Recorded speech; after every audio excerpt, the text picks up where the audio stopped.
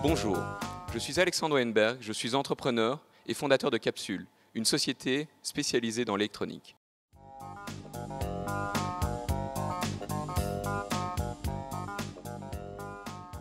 Alors, Rework, c'est une manière de repenser son travail aujourd'hui afin d'être plus efficace demain. En termes, ça signifie de pouvoir exploiter son potentiel en tant qu'être humain au maximum. On parle de ça maintenant, c'est parce que les entreprises qui sont en croissance ont besoin de trouver une nouvelle forme d'organisation, et ça passe par les gens, ça passe par les employés, c'est une forme d'auto-organisation, et les chefs d'entreprise doivent laisser la liberté à leurs employés de trouver leurs propres moyens d'organisation afin d'être plus efficaces.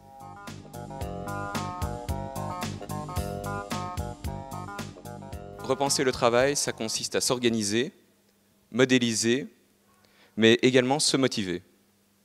L'organisation demande une rigueur. Modéliser, c'est chaque jour, chaque fois qu'on exécute une tâche, de l'analyser, d'analyser la manière dont on l'a faite, et ensuite de créer un canevas pour pouvoir reproduire cette tâche de manière plus efficace et de manière plus simple, tout en réduisant le stress. En fait, ça peut fonctionner avec des processus très complexes ou des projets très complexes. On a un canevas à suivre et on ne va pas oublier cette petite tâche qui va dramatiquement retarder la livraison au client ou la sortie d'un produit.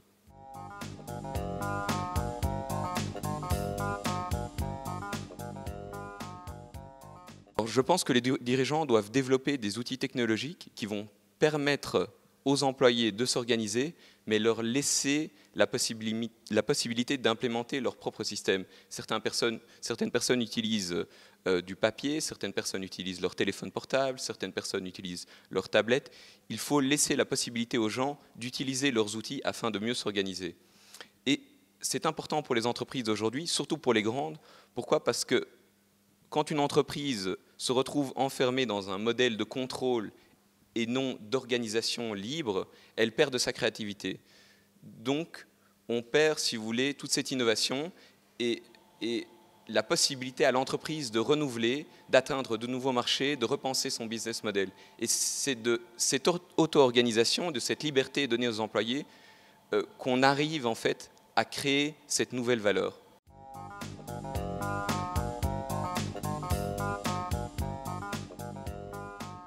Pour moi, la créativité et la puissance au travail, ce sont deux choses différentes. La créativité naît du chaos, la puissance du travail naît de l'organisation. Donc ce sont deux choses complètement différentes qu'il faut bien séparer. La créativité peut être maximisée par le changement de lieu, le changement d'espace tout simplement, partager les idées avec des gens. Il faut à chaque moment se remettre en question, mais ce n'est pas seulement cela. Il faut se remettre en question de manière pensée, de manière réfléchie. Il y a plein de processus d'idéation, de brainstorming, qui justement permettent de maximiser la créativité en groupe et de repenser le business model, la stratégie de communication, de penser des nouvelles fonctionnalités pour un produit ou de simplement atteindre un nouveau marché. La puissance de travail, c'est quelque chose de différent. C'est justement, une fois qu'on a créé l'idée, c'est comment l'implémenter. C'est l'opérationnel, donc il faut s'organiser. Il faut identifier le but vers lequel on veut atteindre et qui a été défini par cette période de créativité, et ensuite l'implémenter par une organisation rigoureuse qui est en fait un plan à suivre. Et il faut toujours justement avoir, donc c'est un trade-off entre la créativité et la maximisation de la puissance de travail, on va dire. Et c'est quelque chose il faut de temps en temps laisser le chaos, se laisser investir par le chaos pour justement libérer sa créativité et ensuite se recentrer, se refocuser sur l'organisation pour implémenter cette créativité, pour la transformer en une valeur, en fait une proposition de valeur.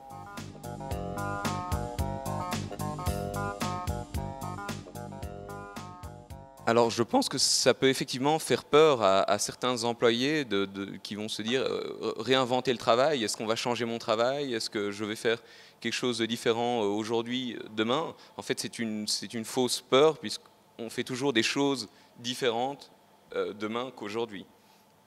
Et le fait de réinventer le travail, ce n'est pas tellement le fait de changer de travail, c'est le fait de se donner une nouvelle rigueur et de s'organiser pour mieux travailler, donc mieux réaliser les tâches que l'on faisait déjà, ou trouver un nouveau modèle pour être plus effectif. Maintenant, l'organisation, justement, c'est quelque chose qui réduit le stress. Pourquoi? Parce qu'on ne se trouve plus dépassé par la masse de travail, les différentes tâches à réaliser, entre les mails, les projets, les coups de téléphone. On sait, on a un canevas à suivre, que l'on suit simplement. Et cela réduit grandement le stress. Une autre chose qu'il faut bien garder à l'esprit pour réduire le stress, c'est de ne jamais se laisser dévorer par son travail, de toujours garder des moments pour se détendre, pour se consacrer à ses passions. Pour moi, c'est ma femme, le sport, la musique, et chacun a une passion, et il faut laisser les gens exprimer leur passion pour justement qu'ils gardent leur efficience.